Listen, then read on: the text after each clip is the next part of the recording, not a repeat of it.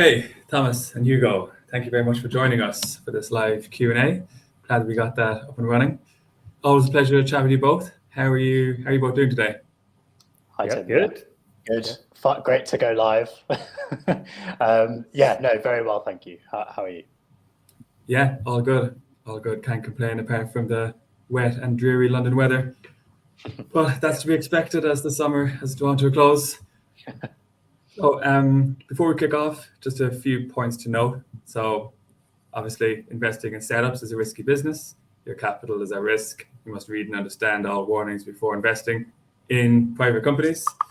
So my name is Tim, and I'm the Senior Partnerships Manager here at Crowdcube. So Crowdcube is the leading European equity crowdfunding platform. We've teamed up with Virgin Startup to run a crowdfunding-focused investment readiness accelerator. This is called Collective Impact. It's essentially a 6-week program aimed at mission-driven companies, much like Greener, which helps them prepare for a crowdfunding campaign and all forms of equity investment while providing a whole array of additional support.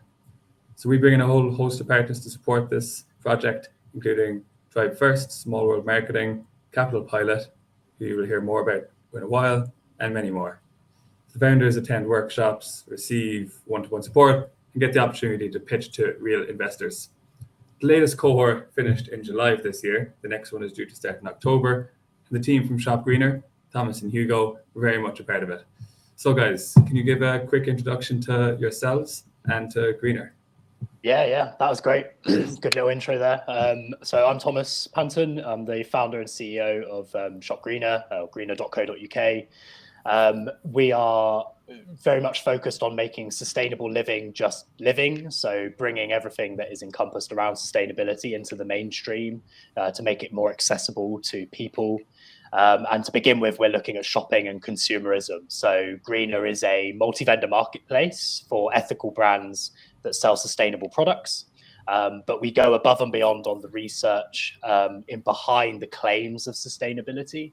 And we also have an integrated impact calculator, which shows the carbon emissions, water waste, and plastic waste that you save when you buy these products compared to their mainstream counterparts, all in the aid of making it super easy and simple and understandable to shop more sustainably.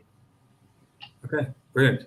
And is this carbon calculator something you built in-house, or is it something that you've teamed up with another company to run?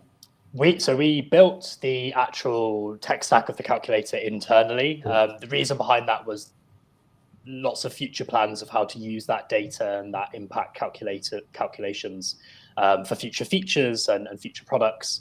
But also, that research itself is aggregated from university research, climate scientists around the world, where we've used public into one monumental tech stack, which allows you to see the comparisons. It's been a lot of work, and it will always be developing and always be improving. But we're incredibly proud of what we've built as our sort of IP behind the platform, essentially. Incredibly important for the future as well. And in terms of your background and where the idea came from, is this always something you've been gearing towards with previous employment and your mindset in general? So I'll give a little bit of my background and then I'll let Hugo give his. But so I originally wasn't meant to be in business. I was a competitive swimmer, but after injury, I had to very quickly pivot my life. So I studied at university and got involved with Greenpeace, so the world's largest independent environmental organization. Worked with them for five and a half years.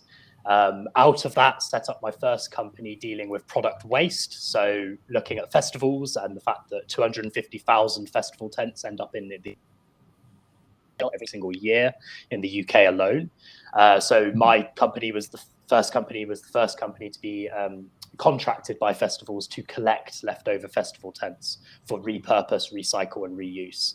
And it was really successful, but then the pandemic came and there were absolutely no festivals and no tents. So had to very quickly change again and decided that, the heart of this problem was looking at the source, which is that we need to buy better to begin with. And that naturally led me to start Greener whilst, continuing academically as well in MSc. So yeah, a lot of experience in the sector. And Hugo's background is a little bit more varied. So my name is Hugh Douglas-Dean. I'm the CMO and co-founder of Greener. My background is in marketing, so I'm the marketer, lead marketing officer. I've worked in government, working on big government campaigns for a number of years.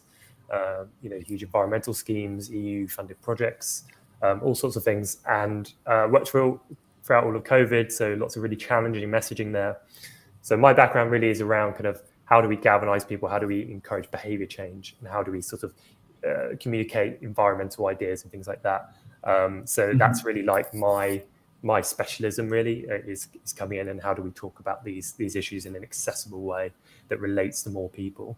And I came and I helped out with Thomas on his previous business, just as a friend. We've been friends for years and years.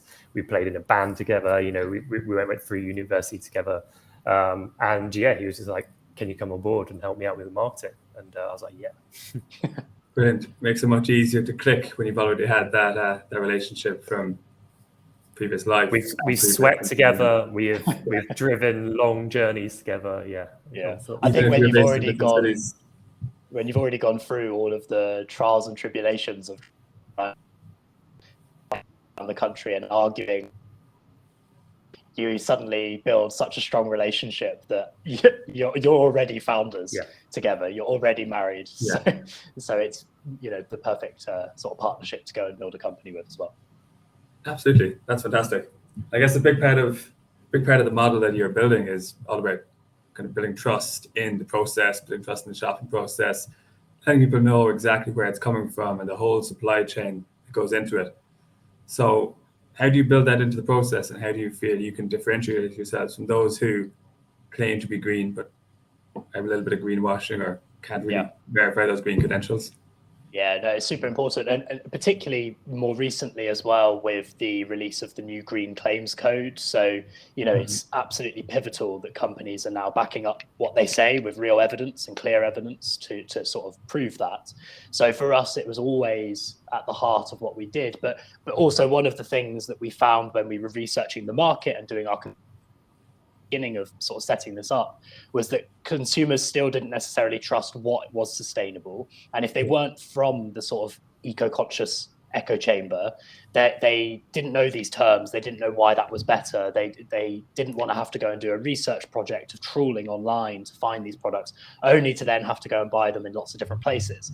So for us, it was really imperative that within our model, we went above and beyond on the research behind our claims, so that if you're a shopper who knows everything already or thinks they know everything already, then you can still just shop in the normal way that you want to.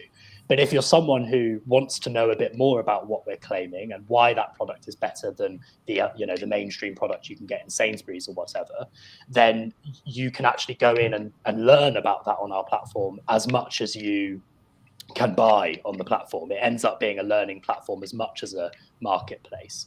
And I think for us, there were sort of two trust into how we do it as a company, the actual model, which was one, have a very rigorous vetting process. So we look at three things. We look at the company, we look at the products that they want to sell, and then we look at the materials that product is made from. And that's where our sort of impact calculations comes in, because we can run that against mainstream comparisons to see if it actually is quantifiably a better product, which is completely unique to us as a marketplace, and something we're very, very proud of, but also it allows super accessible learning and super accessible shopping.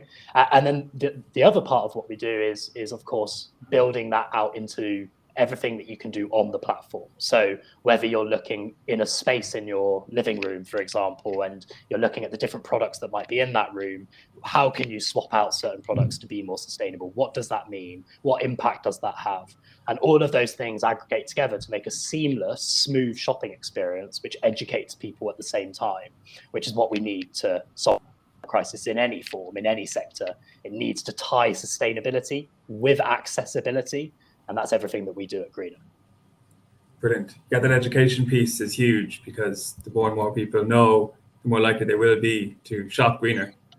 Yeah. And I guess as regulation changes as well, this is going to have a huge impact on the way people shop, the way people think. If they can go to a platform like yours, learn more about the process, learn more about where the products came from, then they'll be much more likely to actually to go that route essentially. Exactly. So yeah, look, you're currently raising on Crowdcube. Last time I checked, you were at £208,000 from 154 investors. So just under 2 weeks to go. What would you say to people who are investing in Greener, and why should someone invest in Greener? I think there are three main reasons. The sector's super fragmented and we need to make our shopping experience more sustainable.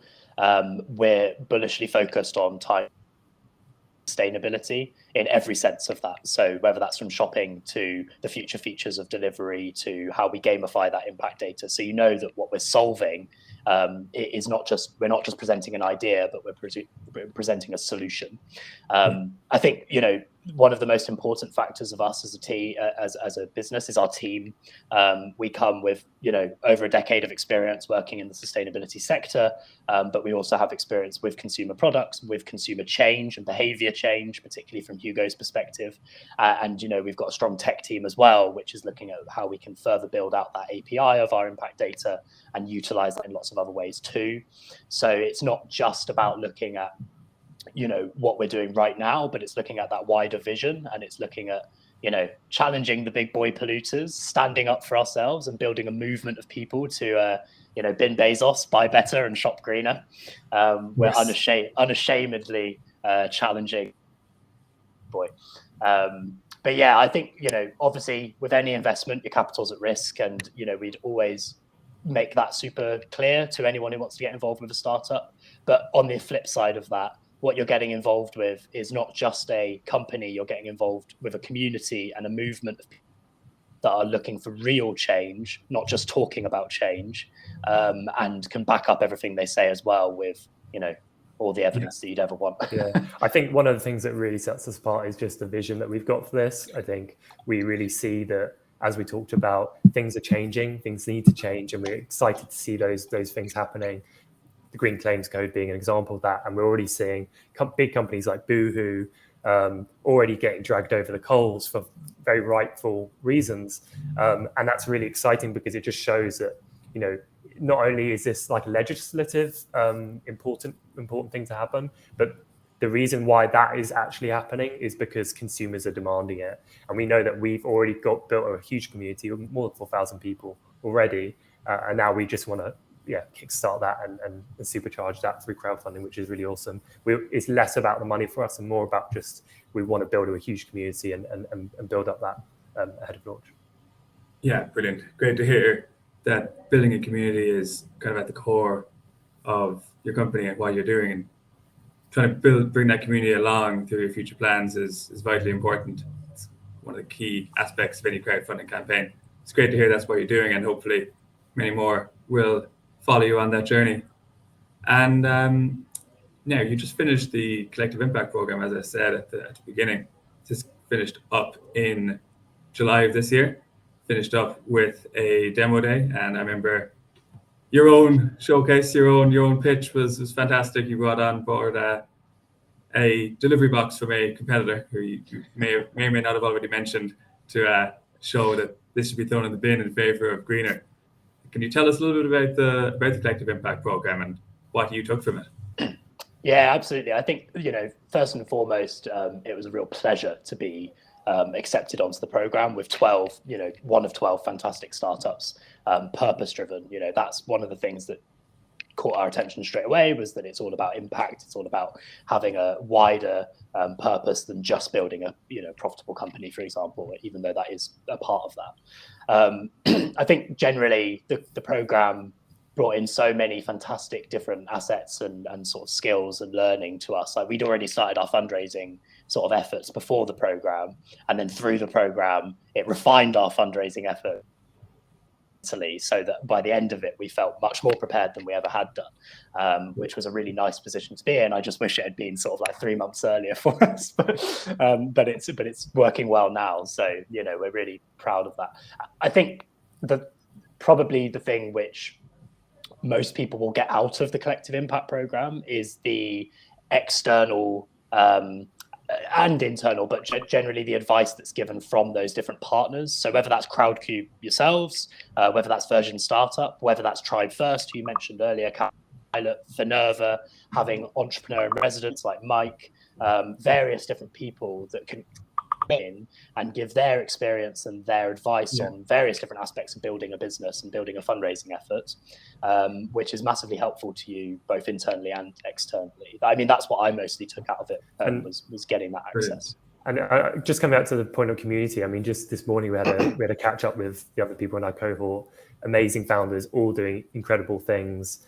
It was so exciting to do that pitch day with them all in person, to do those meetups in person. Because it's like it's getting connected to people in a similar boat to you, and with similar aims as you. And I think that's so valuable as founders to build up these communities of reciprocal relationships and connections. And I think that is really valuable and something that we've just been really focused on doing, building up that collection of people around us who are really awesome. And this gave us an opportunity to meet 12 other amazing businesses. And of course, you mentioned the somewhat famous destroying of some competitors' box at some point during that. And what I find funny is that during the same time period, that competitor was also running an accelerator.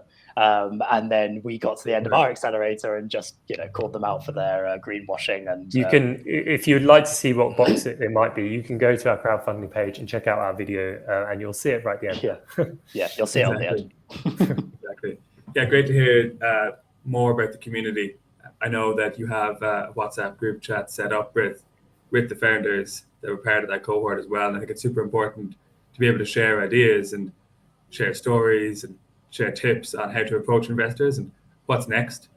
In terms of the program itself and approaching investors, as I just said, like, do you feel like you learned a lot in terms of approaching investors? Did you get good insight using the one-to-one sessions you had with investors, the demo day, pitch practice events? How do you feel post accelerator program in comparison to before? Yeah, I think it definitely gave us a lot of insight into, particularly more with the cold outreach perspective. So speaking with John Auckland and learning how he sort of designs that cold outreach for founders when they work with Tribe First and with himself, and previously obviously he'd work running and being part of the VC. Gives you that insight. I think that's super helpful. I think that, to be honest, once you've been part of a program like Collective Impact, having that name behind you really helps as well. So you can learn all the skills on the program and then use the fact that you've been on that program as well to then go and sort of entice people into talking with you, which is an added value to the program itself. I think in terms of raising capital, one thing that I would say is that every investor has a different outlook on what they want to see. Some people are really not interested in certain slides, and other people really want to see those slides in your deck. And I think that you can take as much advice from as many people as you want, but ultimately, if you're conveying the message concisely and to the point and in a strong and bold way that people can get instantly, then that's going to be successful in your fundraising efforts. And it's definitely something we learned more from the program than having, before, sort of trying to learn that externally in a sort of ad hoc manner. Brilliant. Yeah, you mentioned about the name and being able to use that name going forward as well. And I guess when you're speaking to investors now, you can say we did this program, which was also done by like Oxwash and Pitney Plea and Upcircle. We're all smashing it in terms of their fundraising, in terms of their growth, and in terms of their green credentials as well. Like they're all doing fantastically well. So in time now, I'm sure we'll see people who will be saying the same thing about Greener. That's for me, I did the Collective Impact program just like Greener did many years ago.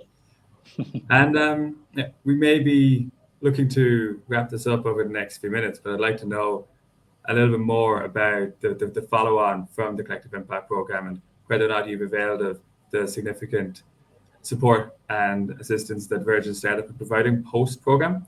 That the one-to-one sessions, the mentoring, and peer review sessions. Have you been taking part in many of these, and what's your initial understanding of the process post-raise? Yeah, I mean, I think we've been talking a lot with the course leader, convener Su Tin Yang. She's fantastic. She's been helping us out, making introductions for us. So that, that's probably over and above like what is offered anyway. She's been fantastic. So I just want to shout out to Su Tin. Also all the peer, as I mentioned earlier, earlier today we were on a PM mastermind session. It's fantastic to have that ongoing conversation with the other founders. We've also made use of the mentoring program that you can sign up to as part of Virgin Startup. I was connected to a fantastic mentor who's got such a huge amount of experience in this field, but within marketing. So perfect for me to sort of, get that kind of sense check on certain things and go, hey, just like, can you look over this? Under NDA, they're there to help you, and it's all sort of set up through Virgin Startup. So that's been fantastic as well. And I don't know if Thomas want to just come in. Yeah, I just chime in just on that fact that everyone's willing to help afterwards. If you've got something that you need help with or that you've got a query of, pretty much everyone who was a part of the program, running the program, or has come out after the program through the mentorships and through the various other schemes that Virgin have set up, are willing to sort of reply to your email or get on a call or whatever it might be. Sutin's been fantastic, but as is everyone else as well. And I think the mentoring platform that Virgin sort of provide afterwards is just super valuable generally, because you just have access to so much resource. And that equally as well, now that we're doing a crowdfunder on Crowdcube, following that sort of program that Crowdcube are a part of course, it's just shown valuable it is to already speak to those people, so that when you're running your campaign, people know who you are, you're having those conversations, you're getting more value add throughout that process, and it's definitely helped that we were on the program before to help with that. Brilliant. That's great to hear. And a question that came in from the audience, one person asked just that, and you've actually answered it. What else comes along with the program itself? And I can take it that you would recommend it to Joseph, who's in the crowd. And Anastasia has asked, what would you say is the optimal phase for an early stage venture to consider crowdfunding? So I can take this. What I would say is that it's absolutely fantastic to see early stage companies come on board. I mean, to watch them grow from pre-seed right up to that growth stage company. But it's very helpful when you have achieved some product market fit, when you can show some revenue, show some sales, and when you have some community that's already behind you. It's much easier when you can tap into this initial community before you go raising from the wider Crowdcube audience. So there are 1.5 million registered investors on Crowdcube, but first things first, you should give the opportunity to your own community to allow them to invest first, and this will then build momentum to entice new investors who may not have heard of you before to come on board.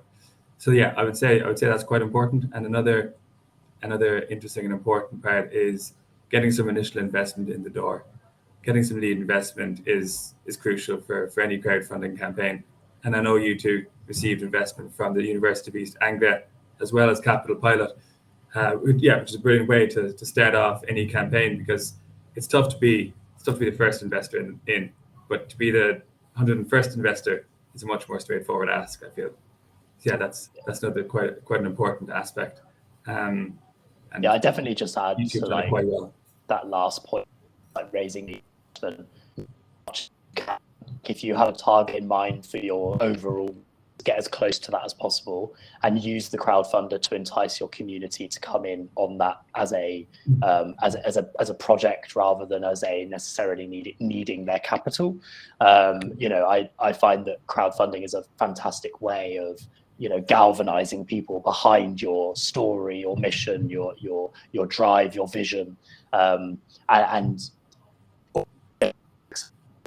already sort of shown that people are investing from a professional perspective, which is why we have that lead from University of East Anglia's Enterprise Fund, who have previously invested in us before, but also went through the Capital Pilot Boost Fund.